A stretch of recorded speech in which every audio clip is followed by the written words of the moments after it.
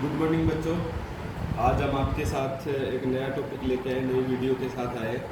इससे पहले भी हमने आपके साथ बहुत सारी वीडियो शेयर की। मैं Ajay, special teacher GG triple S model town Rohtak. आज हम घर से पढ़ो कार्यक्रम में आपके साथ कक्षा 6 का टॉपिक है सामाजिक विज्ञान का पाठ नंबर 1, सौरमंडल में पृथ्वी।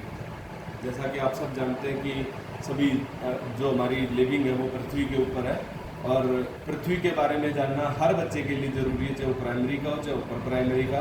तो ये इंटरेस्टिंग टॉपिक है, हम आज इसको डिस्कस करेंगे और ज़्यादा से ज़्यादा इसके बारे में देखेंगे। ये उन सब बच्चों के लिए जो दिव्यांग बच्चे भी हैं और साथ के साथ उनके साथ जो उनके इंक्लूजन में जो और बच्चे पढ़ रहे हैं उनके लिए भी ये वीडियो इम्पोर्टेंट है। तो आपसे रिक्वेस्ट है कि ज़्यादा से ज़्यादा इसको देखें और शेयर करें, और कोई भी किसी प्रकार की बात समझ लेना है तो दोबारा से आप उसको कमेंट्स बॉक्स में रिप्लाई कर सकते हैं, हम आपको उसको दोबारा से रिप्लाई करेंगे। हम बात करते हैं सौरमंडल की। तो सबसे पहले हमें ये पता होना चाहिए कि सौरमंडल क्या है, उसके बारे में हम डिस्कस करेंगे। उससे पहले हम बहुत जर्नल सी चीज़ें हैं उनके बारे में बात करेंगे। सूर्यास्त के बाद आकाश को देखना कितना अच्छा लगता है, हम वो चीज़ देखेंगे कि जो आप रोज़ देखते हो। आप सूर्यास्त के बाद आकाश को देखते हो, आसमान में पहले एक या दो चमकते बिंदु ही दिखाई देते हैं। जैसे ही हमारा सूर्यास्त होता है आपको एक या दो बिंदु, मतलब ये तारों को कह रहा है कि एक या दो तारे आपको दिखाई देते हैं, लेकिन बाद में इनकी संख्या बढ़ती जाती है। जैसे जैसे सूर्यास्त के बाद अंधेरा होना शुरू होता है तो हमारे आसमान में बहुत सारे तारे दिखाई देने लगते हैं। हम तारों की बात इसलिए करें क्योंकि तारों के बाद हमें सौरमंडल के बारे में पता चलेगा।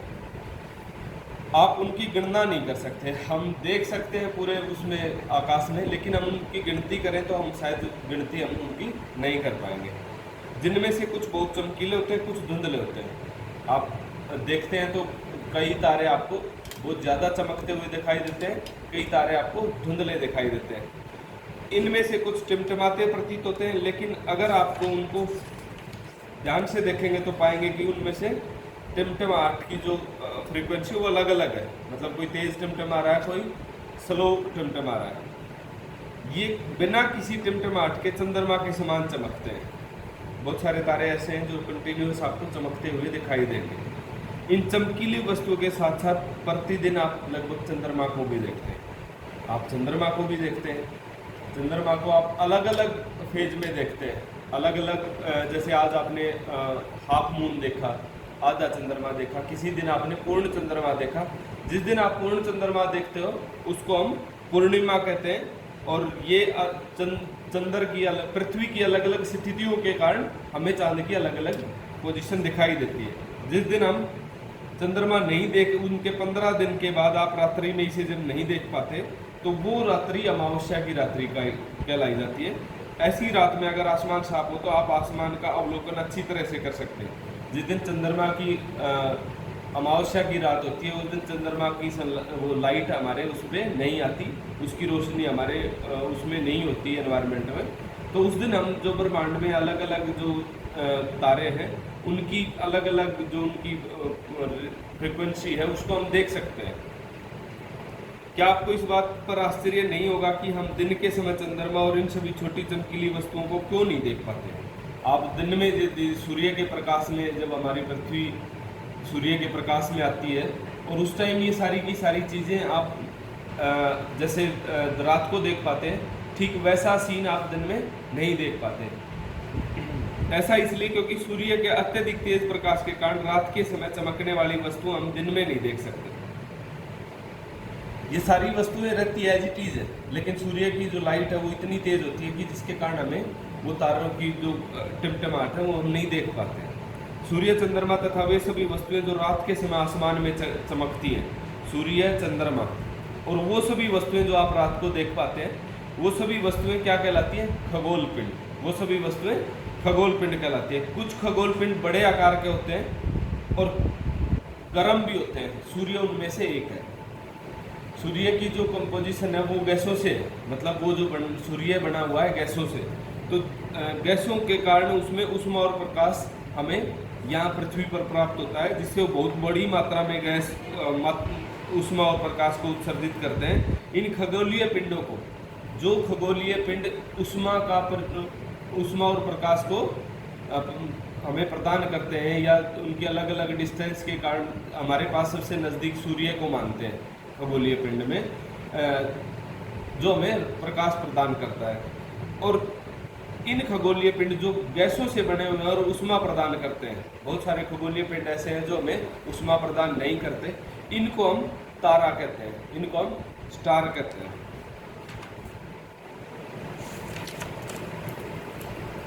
रात के समय अनगिनत चमकते हुए अनगिनत तारे सूर्य के समान ही हैं, लेकिन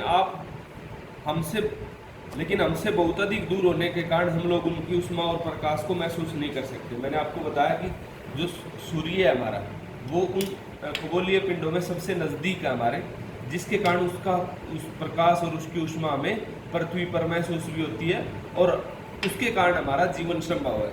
लेकिन बहुत सारे तारे ऐसे हैं कि जो सूर्य के समान है या छोटे या बड़े भी हैं, बहुत सारे ऐसे खगोलीय पिंड जो सूर्य से बड़े भी हैं, लेकिन उनका जो ऊष्मा और उनकी जो प्रकाश की जो रीच है वो हमारी पृथ्वी तक नहीं है, जिसके कारण हमें वो अत्यंत छोटे दिखाई पड़ते हैं, क्योंकि वो हमारे पास ज़्यादा नज़दीक नहीं है। जितनी जो भी चीज़ ज़्यादा दूर होगी वो हमें छोटी दिखाई देगी। आपने जर्नल उसमें भी देखा होगा कि दूर की चीज़ें हमें छोटी दिखाई देती हैं, तो जो भी खगोलीय पिंड हमसे दूर होगा वो हमें छोटा दिखाई देगा, और जितना दूर होगा उसका हमारे पास प्रकाश है वो नहीं पहुंच पाएगा। आपने अवश्य ध्यान दिया होगा कि कुछ दूरी से हमने इसके बारे में बात की अभी। रात्रि में आसमान की ओर देखते समय आप तारों के विभिन्न समूहों द्वारा बनाई गई विविध आकृतियों को देख सकते हैं। हम जब बचपन में छोटे थे तो हमें अलग अलग आकृतियां दिखाई देती थी रात को जब हम आसमान देखते थे, तो उनमें से बहुत सारी आकृति हैं, उनके बारे में बताया गया। इनको नक्षत्र मंडल कहते हैं। जैसे बहुत सारे 5 से 10 या 20 तारों का समूह और वो किसी आकृति के जैसा है, तो उनको हम नक्षत्र मंडल कहते हैं। अर्शा मेजर या बिग बियर मतलब एक बिग बियर के समान एक आकृति हमें जब आसमान में दिखाई देती है तो हम उसको बिग बियर के नाम से जानते हैं। इसी प्रकार एक नक्षत्र मंडल है, बिग बियर या अर्शा मेजर एक नक्षत्र मंडल है। बहुत आसानी से पहचानने वाला नक्षत्र मंडल है स्मॉल बियर मीन सप्तऋषि, 7 तारों का एक समूह है। हम रात को देख सकते हैं, आज आप देख सकते हैं कि सप्तऋषि के बारे में आप किसी बड़े से आपके किसी से भी पूछ सकते हैं। एक बड़े नक्षत्र मंडल, यह 7 तारों का समूह एक बड़े नक्षत्र मंडल अर्शा मेजर का भाग है। जो हम सप्तऋषि के बारे में बात कर रहे हैं, ये अर्शा मेजर का ही पार्ट है। प्राचीन समय में लोग रात्रि में दिशा का निर्धारण तारों की सहायता से करते थे।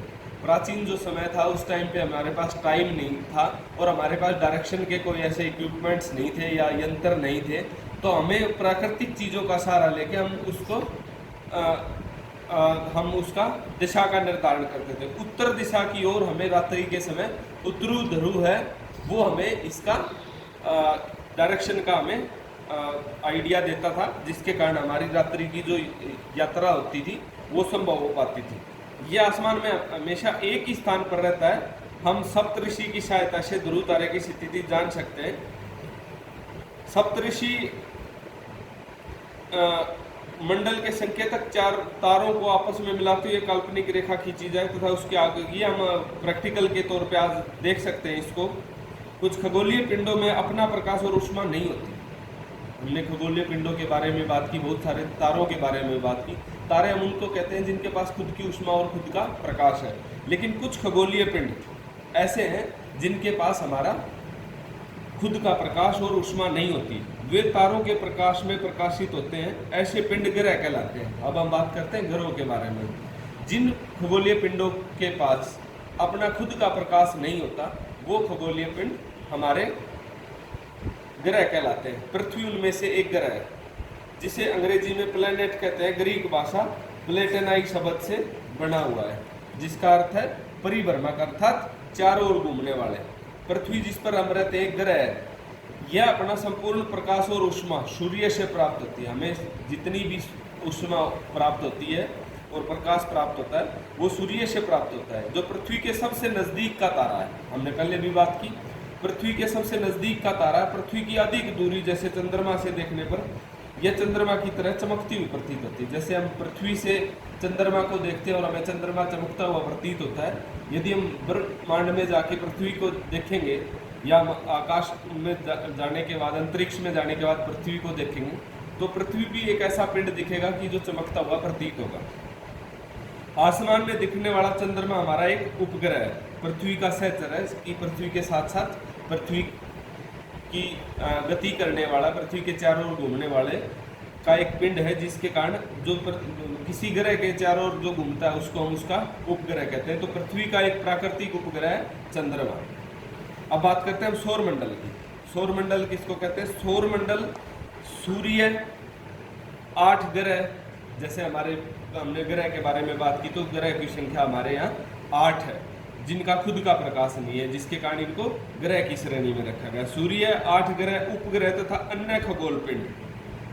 सूर्य, सौरमंडल किसको कहते हैं? सूर्य, 8 ग्रह, उपग्रह तथा कुछ अन्य खगोलीय पिंड जैसे क्षुद्र ग्रह, उल्का पिंड मिलकर सौरमंडल का निर्माण करते हैं। हमारे ब्रह्मांड में जितने भी छोटे से लेके बड़े से बड़े पिंड, जितने भी खगोलीय पिंड है, उन सबको मिलाकर उनमें से सूर्य, 8 ग्रह, उपग्रह, क्षुद्र ग्रह और उल्का पिंड, छोटे से लेके, उल्का पिंड बहुत छोटा होता है, छोटे से लेके बड़े से बड़े तारे को मिला के जितने भी खगोलीय पिंड है सबको मिलाकर हम एक सौर परिवार का निर्माण होता है। इसको हम सौर मंडल कहते हैं, जिसका मुखिया हमने सूर्य को माना हुआ।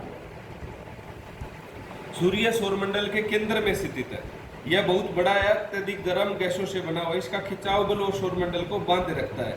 इसका जो ग्रेविटेशनल फोर्स है वो सारे के सारे सौरमंडल को, इसका खिंचा ग्रेविटेशनल फोर्स इससे सौरमंडल को बांधे रखता है। सूर्य सौरमंडल के लिए प्रकाश और ऊष्मा का एकमात्र स्रोत है, लेकिन हम इसकी अत्यधिक तेज ऊष्मा को महसूस नहीं करते हैं, क्योंकि सबसे नज़दीक का तारा होने के बावजूद यह हमसे बहुत दूर है। पृथ्वी से इसकी दूरी 15 करोड़ किलोमीटर दूर है। अब हम देख सकते हैं सौरमंडल में हमारे ग्रहों की स्थिति कैसे है। ये हमारा सूर्य है, सबसे केंद्र में हमने सूर्य को रखा हुआ है, और इसके नेक्स्ट जो ग्रह है वो है बुध, और इसके आगे यदि हम बात करें उसके आगे जो ग्रह है हमारा वो है शुक्र।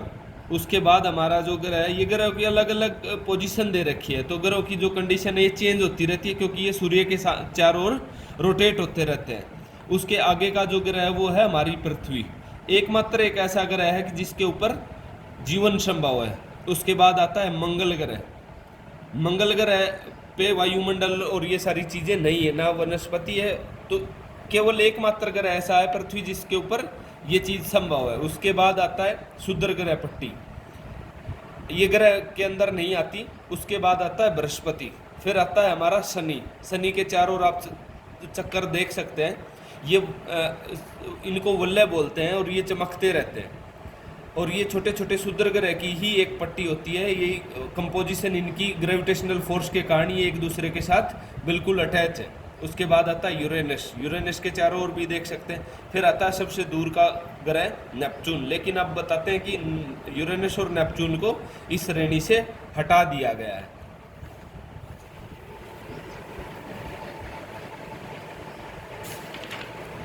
अब बात करते हैं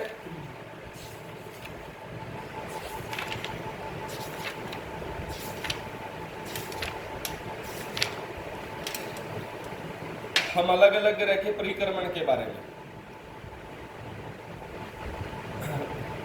परिक्रमण के बारे में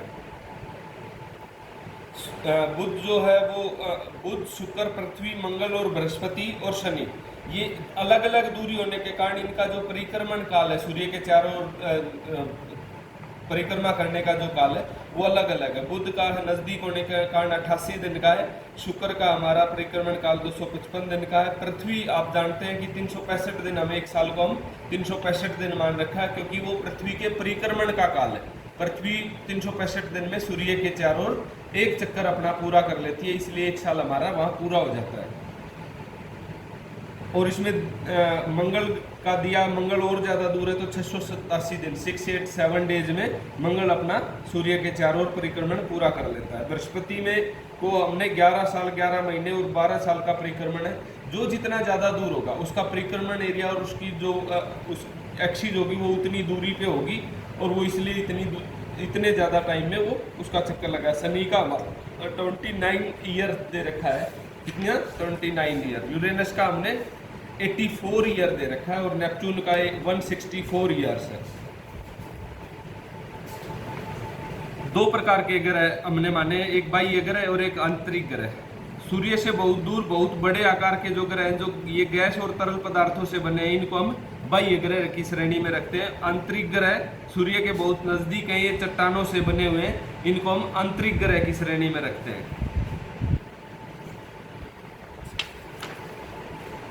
तो आज हमने ग्रहों के बारे में, हमारे सौरमंडल के बारे में और हमारी पृथ्वी की पोजीशन के बारे में और पृथ्वी के बारे में और पृथ्वी के उपग्रह चंद्रमा के बारे में हमने आज बात की।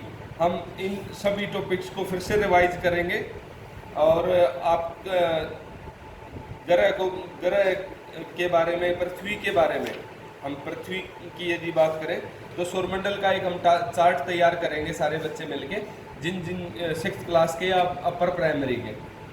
और हम आज इनके सौरमंडल का एक चार्ट तैयार करके नेक्स्ट जो हमारा ये लेसन बचता है उसके बारे में हम नेक्स्ट टाइम चर्चा करेंगे। आपको किसी चीज़ में कोई कन्फ्यूजन या डाउट है तो आप हमारे व्हाट्सएप ग्रुप में फिर से अपना रिप्लाई कर सकते हैं, हम उसका फिर से जवाब देंगे। धन्यवाद।